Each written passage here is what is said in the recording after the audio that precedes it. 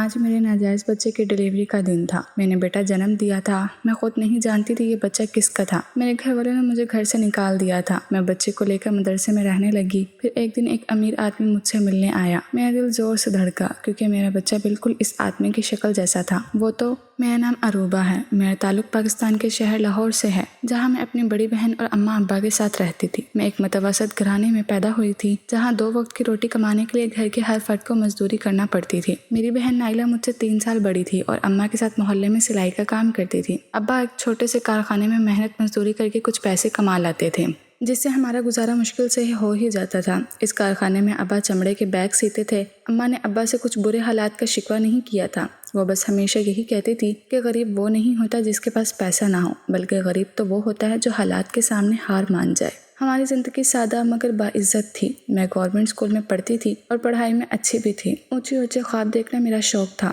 میرے بہت سے خواب تھے کہ میں ایک دن ٹیچر بنوں گی اور اپنے گھر کو بہتر بناؤں گی۔ میں اتنا کما سکوں گی کہ ابا کو کارخانے سے چھٹی دلوا سکوں گی اور نائلہ کے ہاتھ بھی خود بھی پیلے کرواؤں گی۔ مگر میں یہ نہیں جانتی تھی کہ خواب جب آنکھوں سے نکل کر حقیقت کی زمین پر اترتے ہیں تو اکثر زخمی ہو جاتے ہیں۔ ہم دونوں بہنیں بے انتہا خوبصورت تھیں، مگر نائلہ میری نسبت مزاج اور خاموش طبع تھی، جو ہمیشہ حالات کے سامنے سمجھوتا کرنے والی اور ایک سادہ سوچ رکھنے والی عام سی لڑکی تھی۔ مگر میرے خواب بہت اونچے تھے۔ نائلہ کو جو بھی ملتا وہ اس سے میں بہت خوش ہو جاتی تھی، مگر میں ہمیشہ بہتر اور زیادہ لینے کے حق میں تھی۔ ہم جس چھوٹے سے گھر میں رہتے تھے، کبھی کبھی میرا دل چاہتا تھا کہ میں اپنے اس چھوٹے اور عام سے گھر سے نکل کر ایک بہت بڑے گھر میں رہنے لگوں، کیونکہ مجھے غریب ہونا بالکل بھی اچھا نہیں لگتا تھا۔ میں چاہتی تھی کہ میں بہت جلد اتنے پیسے کمانے کے قابل ہو جاؤں کہ مجھے دوبارہ کبھی اس چھوٹے سے گھر کو دیکھنا ہی نہ پڑے۔ اس لیے میں خوب دل لگا کے محنت کر رہی تھی، مگر مجھ میں صبر بالکل بھی نہیں تھا۔ میں جلد ہی امیر ہونا چاہتی تھی۔ اس وقت نائلہ میٹرک میں تھی، جب اماں ابا کو یہ فکر ستانے لگ گئی کہ نائلہ اب جوان ہو گئی تھی اور اس کو اس کے گھر کا کر دینا چاہیے تھا، کیونکہ ہماری برادری میں لڑکی کی کم عمری میں ہی شادی کر دی جاتی تھی۔ اس لیے اماں نے 1-2 رشتے والیوں کو نائلہ کے لیے اچھا سا رشتہ ڈھونڈنے کے لیے کہہ دیا تھا۔ میں تو اس حق میں بالکل بھی نہیں تھی کہ اماں ابا نائلہ کی شادی کم عمری میں کر دیتے اور اسے چھوٹے سے گھر سے اس کو رخصت کر دیتے، کیونکہ میں تو یہ چاہتی تھی کہ جب میں بہت سارے پیسے کماؤں گی اور ہم امیر ہو جائیں گے تو میں اپنی بڑی بہن کی خود دھوم دھام سے شادی کروں گی۔ لیکن اماں ابا میری باتیں سن کے ہمیشہ ہنستے اور مجھے نادان سمجھتے۔ ان کو لگتا کہ میرے خیالات بہت اونچے تھے، شاید اس لیے میں ایسا سوچتی تھی کہ میں اپنے گھر والوں کی تقدیر بدل دوں گی، مگر میں یہ نہیں جانتی تھی کہ میرے گھر والوں کو میری ہی وجہ سے تقدیر بدلنے والی تھی، مگر اس تقدیر کا رخ بہت بھیانک ہونے والا تھا۔ اماں تو نائلہ کے لیے کسی اچھے سے رشتے کی تلاش میں تھی، مگر ہمارے مالی حالات ایسے نہ تھے کہ کوئی اچھا رشتہ ہمیں مل پاتا۔ ہمارے گھر نائلہ کے لیے جو بھی رشتہ آتا وہ لڑکا کوئی نہ کوئی اناڑی ہی ہوتا۔ کبھی نائلہ کے لیے کسی موچی کا رشتہ آتا تو کبھی کسی ایسے لڑکی کا جو لوگوں کے گھروں میں جھاڑو پوچھا کرتا تھا۔ اماں ابا نے ہر طرح کے عام سے رشتے کو انکار کر دیا۔ نائلہ بھی خاموش تھی، وہ بیچاری ویسے بھی سادہ اور معصوم سی لڑکی تھی۔ اس کو تو اماں ابا جہاں بھی اور جس کے ساتھ بھی بیاہ دیتے وہ خوشی خوشی رخصت ہو کے چلی جاتی، لیکن وہ اماں ابا کے لیے اتنا بھی بوجھ نہیں تھی کہ وہ اس کو ایسے ہی کسی ایرا غیرا کے حوالے کر دیتے۔ آخرکار ایک دن رشتہ کروانے والی اماں کو ایک رشتہ بتایا۔ اس لڑکے کا نام علی تھا اور وہ سعودی عرب میں محنت مزدوری کرتا تھا۔ اماں ابا کو لگا تھا کہ شاید اچھا نصیب ہمارا دروازہ کھٹکھٹا رہا تھا۔ علی کی ماں نے صاف کہہ دیا تھا کہ جہیز کی کوئی ضرورت نہیں تھی، وہ تو یہ چاہتے تھے کہ بس لڑکی نیک ہو۔ ہمیں لگا تھا کہ ہم خوش نصیب تھے، اس لیے ہماری دہلیز پر علی کا رشتہ آیا تھا۔ اماں ابا کے دل میں اس رشتے کو لے کے تھوڑا سا ڈر ضرور تھا کہ آخر ہم غریبوں کے گھر میں اتنا اچھا رشتہ کیسے آ سکتا تھا، مگر میں تو علی کا رشتہ دیکھتے ہی بہت زیادہ خوش ہو گئی اور یہ سوچنے لگی کہ جب نائلہ شادی کر کے اپنے شوہر کے ساتھ ملک سے باہر چلی جائے گی تو میں بھی اس سے ملنے کے لیے باہر جاتی رہوں گی، کیونکہ وہ میری اکلوتی بہن تھی اور میں باہر جا کے محنت مزدوری کر کے ڈھیر سارے پیسے کما سکوں گی۔ اس لیے میں چاہتی تھی کہ اماں ابا بس رشتے سے انکار نہ کریں۔ اماں ابا بھی اس رشتے کے لیے مان ہی گئے، کیونکہ علی شکل و صورت سے خوبصورت تو تھا ہی، لیکن سیرت سے بھی وہ ایک سلجھا ہوا لڑکا تھا۔ اس کی فیملی بھی چھوٹی سی تھی اور سب سے بڑی بات یہ تھی کہ وہ لوگ ہم سے کسی بھی جہیز کا مطالبہ نہیں کر رہے تھے۔ میں بہت خوش تھی اور نہ جانے کیا کچھ سوچنے لگی تھی۔ مجھے لگا تھا جب نائلہ کی شادی علی سے ہو جائے گی تو ہم بہت جلد امیر ہو جائیں گے اور ہمارے گھر کے حالات بھی بدل جائیں گے۔ کسی حد تک تو میں بالکل ٹھیک ہی تھی، ہمارے گھر کے حالات بدلنے تو والے ہی تھے، مگر میں یہ نہیں جانتی تھی کہ ان کا رخ کس سمت جانے والا تھا۔ شادی کی تاریخ طے ہو گئی، میں بہت زیادہ خوش تھی۔ جب بھی علی کے گھر والے آتے تو میں بھاگ بھاگ کے ان کی خدمتیں کرتی، مجھے اس بات کی پرواہ نہیں تھی کہ نائلہ میری اکلوتی بہن تھی اور شادی کے بعد مجھ سے بہت دور جانے والی تھی۔ غرض تھی تو صرف اس بات سے کہ نائلہ کی شادی ایسے لڑکے کے ساتھ ہو رہی تھی جو ہم سے امیر تھا۔ آخرکار نائلہ کی شادی سادگی سے ہو گئی اور وہ علی کے گھر رخصت ہو کر چلی گئی جو ملتان میں تھا۔ علی کی شادی کے لیے چھٹی لے کر پاکستان آیا ہوا تھا، مگر علی شادی کے لیے 1 مہینے بعد ہی واپس سعودی عرب چلا گیا اور اب 2 سال تک اس کی واپسی ممکن نہ تھی۔ جب علی سعودی عرب واپس چلا گیا تو نائلہ بھی واپس ہمارے پاس آ گئی، مگر مجھے نائلہ کو دیکھ کے خوشی بالکل نہ ہوئی تھی، بلکہ میں تو اس کو اس کے گھر میں دیکھ کے ایک دم سے اداس ہو گئی تھی کہ وہ واپس کیوں آ گئی اور علی کے ساتھ سعودی عرب کیوں نہ چلی گئی، کیونکہ جب تک وہ سعودی عرب نہیں جا سکتی تھی میں بھلا اس کے پاس کیسے جا سکتی تھی۔ مگر نائلہ یہ کہنے لگی کہ علی کچھ کاغذات بنوا رہا تھا اور جب ان کاغذات کا کام مکمل ہو جائے گا تب نائلہ بھی اس کے پاس ہی چلی جائے گی۔ میں ہر روز نائلہ سے یہی پوچھتی کہ کیا اس کے کاغذات کا کام مکمل ہو گیا یا نہیں، مگر جیسے جیسے وقت گزر رہا تھا نہ نائلہ کوئی شکایت کرتی نہ کوئی خواب دیکھتی۔ خاموش تو وہ پہلے ہی رہتی تھی، مگر اب اس کی خاموشی ایک عجیب طرح کی تھی، کیونکہ وہ مجھ سے بھی بات نہیں کرتی تھی، بس امی کے ساتھ کسی نہ کسی کام میں لگی رہتی۔ وہ علی کو خط لکھتی، تصویریں بھیجتی تھی جن کا جواب کبھی کبھار آتا۔ نائلہ کی شادی کو 7 ماہ ہو چکے تھے۔ علی کے جانے کے بعد نائلہ کے چہرے پر ایک عجیب سی سنجیدگی چھا گئی۔ وہ پہلے کی طرح نہ ہنستی تھی نہ مجھ سے شوخی میں باتیں کرتی تھی۔ میں تو دن گن گن کے گزار رہی تھی کہ کب علی نائلہ کو اپنے پاس بلائے گا اور مجھے بھی ملک سے باہر جا کر سعودی عرب دیکھنے کا موقع مل سکے گا، تاکہ میں بھی اپنی قسمت بدل سکوں، کیونکہ نائلہ کی قسمت تو بدل ہی چکی تھی اور آخرکار میرا انتظار ختم ہو ہی گیا جب ایک دن مجھے یہ خبر ملی کہ علی نے کاغذات کا کام مکمل کروا دیا تھا اور نائلہ بہت جلد سعودی عرب جانے والی تھی۔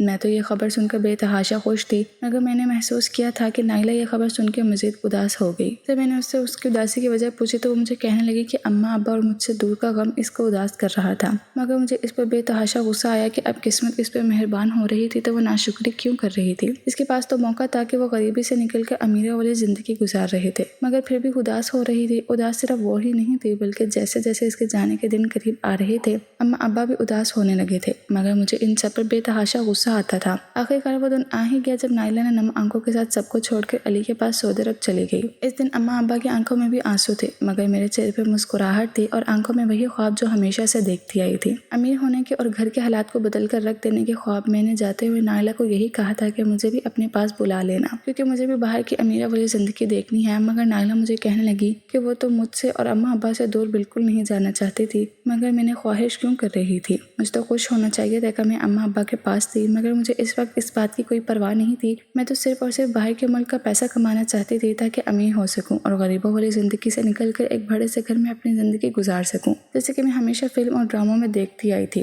اس وقت ہمارے گھر میں کسی کے پاس موبائل نہیں تھا، بلکہ ہمارے محلے میں جو لوگ امیر تھے صرف ان کے پاس ہی موبائل ہوتا تھا۔ ان میں سے ہی ایک گھر اقصیٰ کا تھا جو میرے اسکول کی دوست تھی اور وہ امیر تھی، اس لیے اس کے پاس اپنا موبائل فون تھا۔ میں ہر روز اس کے گھر جاتی اور اس کے فون سے نائلہ سے بات کیا کرتی اور اس سے ہمیشہ ایک ہی بات کہتی کہ وہ مجھے اپنے پاس بلا لے۔ میں نے نائلہ سے کبھی یہ نہیں پوچھا کہ باہر کی زندگی کیسی تھی، یہ کیا وہ باہر جا کے خوش بھی تھی یا نہیں، اس کو ہماری یاد آتی تھی یا نہیں، بلکہ میں تو اس کو ہمیشہ ایک ہی بات کہتی کہ وہ جتنی جلدی ہو سکے مجھے بھی اپنے پاس بلا لے، کیونکہ میں غریبوں والی زندگی گزار کے تنگ آ چکی تھی اور اس کے پاس جانا چاہتی تھی۔ میری باتیں سن سن کے نائلہ کے ساتھ اکثر بھی حیران ہوتی اور مجھے سمجھاتی کہ باہر کی زندگی آسان نہیں جتنا کہ میں سوچتی تھی، کیونکہ اس کے اپنے اماں ابا بھی باہر کے ملک میں ہی نوکری کرتے تھے، مگر مجھے ایسا لگتا تھا جیسے باہر کی زندگی اس زندگی سے تو بہت بہتر تھی جو کہ میں اس چھوٹے سے گھر میں گزار رہی تھی۔ میں ہر روز نائلہ سے ایک ہی بات کہتی، وہ بس کسی طرح مجھے اپنے پاس بلا لے، اس کے پاس جا کر ہر طرح کا کام کرنے کے لیے تیار تھی جس سے میں ڈھیر سارے پیسے کما سکتی، مگر میں یہ نہیں جانتی تھی کہ نائلہ کے ساتھ ہونے والی میری یہ سب باتیں اکثر کے علاوہ اس کا بھائی بھی سن رہا تھا اور ایک شیطانی پلان بنا رہا تھا جس سے نہ صرف میری بلکہ میرے گھر والوں کی بھی عزت خراب ہونے والی تھی۔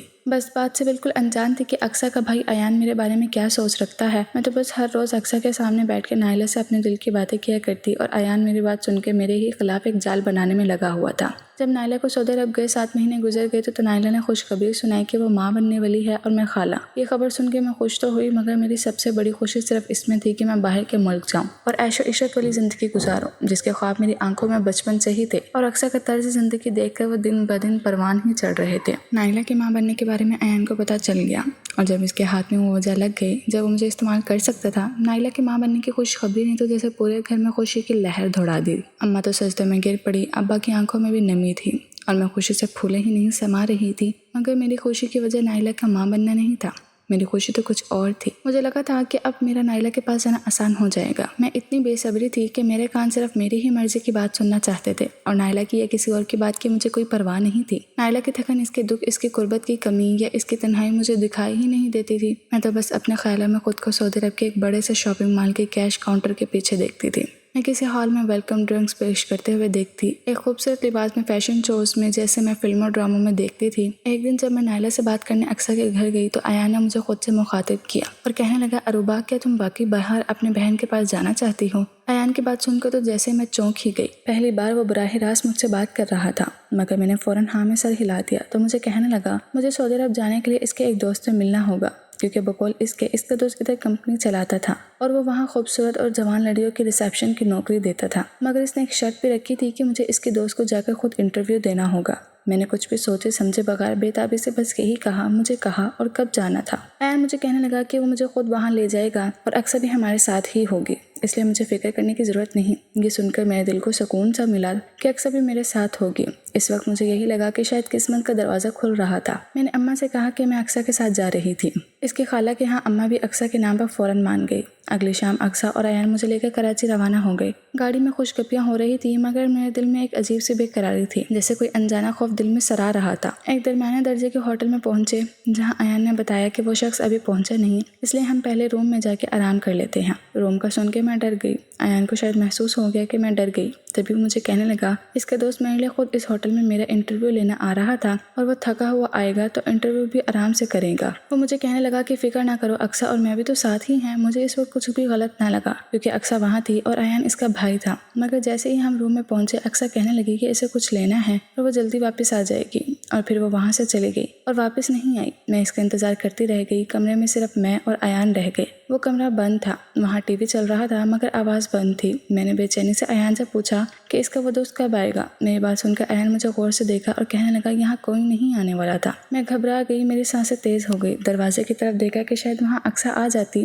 مگر دروازہ اندر سے بند تھا جو ایان نے کمرے میں داخل ہوتے ہی کر دیا تھا اور میرا ذہن وہاں جا ہی نہیں سکا تھا۔ میں نے گھبرا کے کہا کہ ایان بھائی، اگر وہ مذاق کر رہے تھے تو یہ مذاق اچھا نہیں ہے۔ میں چیخ کر کہنے لگی کہ پلیز اقصیٰ کو بلائیں، مگر ایان کا چہرہ بدل گیا اور اس کی آنکھوں میں اب وہ شیطان بول رہا تھا جس کا میں نے تصور بھی نہیں کیا تھا۔ وہ اپنے گھٹیا لہجے میں کہنے لگا، اقصیٰ نہیں آئے گی، کیونکہ وہ سب جانتی تھی۔ وہ میری طرف بڑھنے لگا اور مجھے کہنے لگا، تم بھی جانتی ہو، اب یہ موقع ضائع نہ کرو، تم امیر بننا چاہتی ہو نا۔ میں نے چیخنے کی کوشش کی مگر ایان نے زور سے میرا بازو پکڑا اور مجھے اپنی طرف کھینچا۔ مجھے کہنے لگا کہ چیخنے کا کوئی فائدہ نہیں کیونکہ وہ کمرہ ساؤنڈ پروف تھا، اور ویسے بھی جب میں نے خود کہا کہ میں ہر کام کے لیے تیار تھی، بس مجھے پیسے ملنے چاہیے۔ بس اس کی باتیں سن کر ہکا بکا رہ گئی۔ اس نے میرے سامنے ہزار ہزار کے ڈھیروں نوٹ رکھے اور کہنے لگا کہ لو پیسے اور میرا کام کرو، کیونکہ اب یہ بھی ایک کام ہے اور تمہیں اس کے بدلے پیسے ملیں گے۔ میری آنکھوں سے آنسو بہہ رہے تھے، میرے جسم سے جان نکلتی جا رہی تھی، میں لڑکھڑا رہی تھی اور زمین پہ گر گئی۔ ایان کے الفاظ میرے کانوں میں مسلسل گونج رہے تھے، تم جیسے لڑکے تو اپنی عزت خود پیش کرتی ہیں، تم سے تو صرف فائدہ اٹھانا باقی تھا، اور اس رات میری عزت میں سادگی، میری خواہش، سب ایک شیطانی انسان کے ہوس کی نظر ہو گئی۔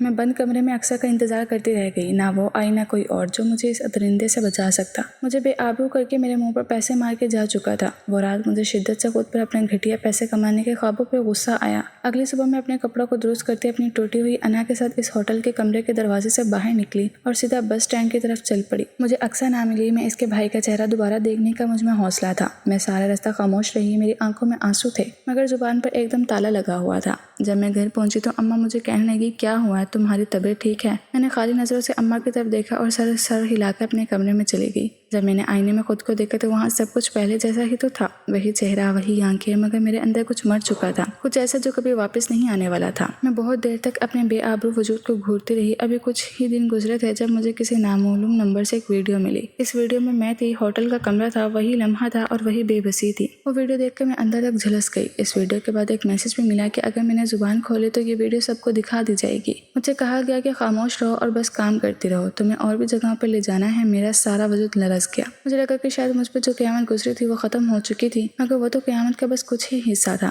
ابھی تو میرے ساتھ اور بھی بہت کچھ ہونا باقی تھا۔ کانپتے ہاتھوں کے ساتھ وہ فون توڑ دیا جو میرے گھر کے دروازے پر پڑا تھا، مگر وہ دھمکی میرے ذہن میں بجلی بن کر گونج گئی تھی۔ اس دن کے بعد سے اقصیٰ نے پھر کبھی مجھ سے بات نہیں کی۔ میں نے کوشش کی تھی کہ اقصیٰ کے گھر جا کے اس کو اس کے گھٹیا بھائی کی حقیقت بتا سکتی، مگر اقصیٰ کی فیملی کچھ دنوں بعد وہاں سے چلی گئی تھی۔ مجھ سے کسی نے کوئی سوال نہیں کیا تھا اور نہ ہی میں نے کبھی کسی کو کچھ بتایا تھا۔ میں بس خاموشی کا مجسمہ بن گئی اور خالی نظروں سے سے گھر کے در و دیوار کو تکتی رہ گئی۔ مجھے لگتا تھا جیسے کسی دن ایان اماں ابا کے سامنے میری وہ ویڈیو رکھ دے گا اور اماں ابا مجھے جان سے مار دیں گے، کیونکہ وہ تو جانتے ہی تھے کہ میرا اقصیٰ کے گھر کتنا آنا جانا تھا۔ میں ہر دن ڈر کے لرز کے گزارتی، میں ذرا سی آہٹ پر ڈر جاتی، ہر آہٹ پر مجھے ایسا لگتا کہ وہ ایان تھا۔ اس دن کے بعد سے بھی میرا نائلہ کے پاس سعودی عرب جانے کا ارادہ نہیں بدلا۔ میں اس کے پاس ہر قیمت پہ جانا چاہتی تھی، مگر اب میرے پاس اقصیٰ کا موبائل نمبر نہیں تھا جس سے میں نائلہ سے کوئی رابطہ رکھ سکتی۔ کافی مہینے گزر گئے، سب کچھ ٹھیک تھا۔ میں آہستہ آہستہ سب کچھ بھولنے لگی جو میرے ساتھ اس ہوٹل کے کمرے میں ہوا تھا۔ ایک طرح سے میں خوش بھی تھی کہ اس بارے میں کسی کو کچھ معلوم نہ تھا۔ مجھے لگا تھا کہ سب کچھ ٹھیک ہو گیا تھا، مگر ایک دن جب میں گھر میں اکیلی تھی تو دروازے پہ بہت زور کی دستک ہوئی۔ میں ڈر گئی۔ میں نے ڈرتے ڈرتے دروازہ کھولا تو وہاں ہمارے محلے کا ہی ایک بچہ ہاتھ میں لفافہ لیے کھڑا تھا۔ میں نے اس بچے سے وہ لفافہ پکڑا اور جب میں اس سے کچھ پوچھنے ہی والی تھی تو ایک دم سے وہاں سے بھاگ گیا۔ میں نے اندر آتے ہی اس لفافے کو کھولا تو میرے پیروں تلوں سے زمین نکل گئی۔ اس میں میری کچھ تصویریں تھیں جو اسی ہوٹل کے کمرے میں بنائی گئی تھی، اور ان تصویروں میں میری حالت دیکھ کر کوئی بھی مجھے بے عزت اور بے ابروی ہونے کا طعنہ دے سکتا تھا۔ ان تصویروں کے ساتھ ایک کاغذ بھی تھا جس پر لکھا تھا کہ اگر تم چاہتی ہو کہ وہ تصویریں میرے اماں ابا یا نائلہ کے ہاتھ نہ لگیں تو مجھے اس کے اوپر لکھے پتے پر آ جانا۔ اور ایک بار پھر سے وہ سب کچھ کرنا تھا جو پہلے بھی میرے ساتھ ہو چکا تھا۔ مجھے ایک جھرجھری آ گئی اور پوری طاقت کے ساتھ اس لفافے کو اٹھا کے دیوار پہ دے مارا۔ میرے ذہن میں طرح طرح کے خیالات آ رہے تھے کہ اگر میں اس بھیجے ہوئے پتے پہ نہ گئی تو نہ جانے میرے ساتھ کیا کچھ ہو جائے گا۔ پہلے تو میں یہ شکر کرتی تھی کہ اس بارے میں کسی کو بھی نہیں معلوم، لیکن یہ سوچ کر ہی میری روح تک کانپ گئی کہ اگر اس بارے میں کسی کو معلوم ہو گیا تو اماں ابا تو جیتے جی مر جائیں گے۔ مجھے کچھ سمجھ نہیں آ رہا تھا کہ میں کیا کروں۔ میں نے اس لفافے کو آگ لگا کے پانی میں بہا دیا اور یہ سوچ کر مطمئن کیا میں دوبارہ ویسا کوئی کام نہیں کروں گی جس کی وجہ سے مجھے پچھتانا پڑے۔ میں نے بہت مشکل سے خود کو پرسکون کیا اور گزرے ہوئے دنوں کو بھولنے کی کوشش کرنے لگی۔ مجھے لگا تھا کہ اس لفافے کو جلا دینے سے میری مشکلات ختم ہو گئی۔ جب کافی دن گزر گئے تو ایک دن ایک اور رنگ کا لفافہ میرے گھر کے دہلیز پر پڑا۔ جب میں نے وہ لفافہ کھولا تو میں خوشی سے اچھل پڑی کیونکہ وہ لفافہ نائلہ نے بھیجا تھا۔ اس لفافے میں ایک نیلے رنگ کا کاغذ تھا اور اس پہ لکھا تھا کہ اب اس کی ڈیلیوری کے آخری دن تھے اور اس کو میری ضرورت تھی کیونکہ وہ گھر کے سبھی کام اکیلے نہیں کر سکتی تھی اور علی بھی ڈیوٹی پہ ہوتا تھا۔ اس کو آرام کی ضرورت تھی اور کسی اپنے کی ضرورت تھی جو اس کا خیال رکھ سکتا تھا، اس لیے وہ مجھے اپنے پاس بلانا چاہتی تھی۔ میں تو خوشی سے جھومنے لگی۔ اس وقت میرے ذہن سے ایان اقصیٰ اس ہوٹل میں گزرے وہ بھیانک رات اور ایان کی طرف سے ملنے والا وہ لفافہ سب کچھ ہی تو نکل چکا تھا۔ اس وقت اگر میرے ذہن میں کچھ چل رہا تھا تو صرف یہ کہ میں بہت جلد نائلہ کے پاس جانے والی تھی اور میرے خواب بہت جلد پورے ہونے والے تھے۔ میں ایک بار پھر سے خواب دیکھنے لگی جو ایان کے میری زندگی میں آ جانے کے بعد سے تھم سے گئے۔ جب میں نے اماں ابا کو اس بارے میں بتایا تو اماں بھی بے تحاشا خوش ہو گئی اور میرا نائلہ کے پاس جانا ان کو بھی کوئی اعتراض نہیں تھا، بلکہ اماں ابا تو مجھے خوشی خوشی اس کے پاس بھیجنے کے لیے تیار ہو گئے تھے۔ میں نے بہت خوشی خوشی اپنا سارا سامان تیار کرنا شروع کر دیا اور اونچے اونچے خواب ایک بار پھر میری آنکھوں میں لوٹ آئے۔ میں وہ سب کچھ سوچنے لگی کہ مجھے نائلہ کے پاس جا کے کیا کچھ کرنا تھا اور کس طرح سے ڈھیر سارے پیسے کمانے تھے۔ جس دن میں اس لفافے پہ لکھے ہوئے پتے پہ جانے والی تھی ابا مجھے بہت خوشی خوشی چھوڑنے جا رہے تھے۔ وہ ایک بڑی سی بلڈنگ تھی جہاں سے مجھے اپنا پاسپورٹ اور دوسرے کاغذات لینے تھے، کیونکہ نائلہ مجھے پہلے ہی بتا چکی تھی کہ میرے سارے کاغذات کام وسیم نے مکمل کروا دیا تھا اور مجھے بس وہ کاغذات ایک بڑی سی بلڈنگ میں جا کے لینے تھے اور اس کے بعد ایئرپورٹ پہ جانا تھا جہاں سے میں نائلہ کے پاس جا سکتی تھی۔ مجھے لگا تھا جیسے میں ہواؤں میں اڑ رہی تھی۔ میری زندگی کا سب سے بڑا مقصد پورا ہونے والا تھا، سب کچھ بالکل ٹھیک ہو رہا تھا۔ اس بڑی سی بلڈنگ میں ابا کے ساتھ ہی گئی اور ایک آدمی سے ملنے کے بعد مجھے بہت سارے کاغذات مل گئے۔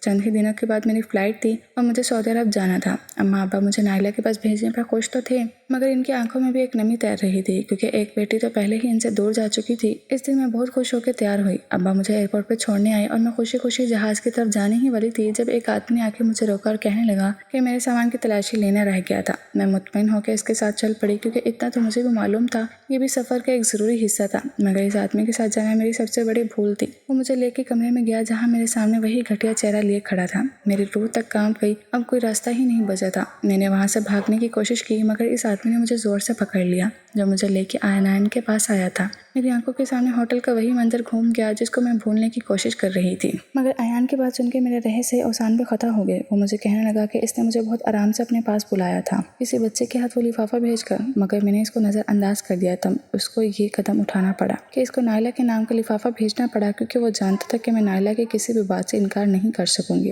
اور ایسا ہی تو ہوا تھا۔ بس لفافے پر اندھا یقین کر کے اس کے سامنے کھڑی تھی۔ اماں ابا کو تو یہی لگا تھا کہ میں نائلہ کے پاس جا چکی ہوں، اس لیے وہ مجھے تلاش کرنے نہیں آ سکتے تھے۔ इस दिन के बाद से हर दिन मुझ पर एक नई क़यामत ढाई जाती थी। मुझे एक तारीख कमरे में बंद कर दिया जाता और न जाने कौन कौन आके मुझे अपनी हवस का निशाना बनाता, और अयान भी इनमें से एक ही था। मैं हर रोज़ दर्द से तकलीफ से चीखती चिल्लाती, मगर जैसे जैसे वक्त गुजरता गया मुझे यकीन होता गया कि इस तारीख कमरे में मेरी मदद को कोई भी नहीं आने वाला था। मुझे कोई भी बचाने वाला नहीं था। मेरी किस्मत में जो अजियत लिख दी गई थी, मुझे इस अजियत से कोई भी नहीं रोक सकता था। मैं हर रोज़ अपने मरने की दुआ करती, मगर किस्मत मेरे लिए हर कदम पर एक नया इम्तिहान तैयार रखती। मुझे न जाने कौन कौन सी दवाइयाँ दे के बेहोश कर दिया जाता। कभी कभार मेरी आंखें खुलती तो कमरा तारीक होता, या अगर कभी रोशन भी होता तो मैं अपने सामने मौजूद चेहरे को पहचान नहीं पाती। आखिर एक दिन किस्मत को मुझ पर तरस आ ही गया। सब इन लोगों ने मुझे लावारिसों की तरह किसी सड़क के किनारे फेंक दिया। शायद इनका दिल मुझसे भर गया था। मैं इनके किसी काम की नहीं रही थी। जब मुझे होश आया तो मेरे जिस्म में जान नहीं थी। मुझे कुछ लोगों ने पानी पिलाया और मुझसे मेरा नाम और पता पूछने लगे।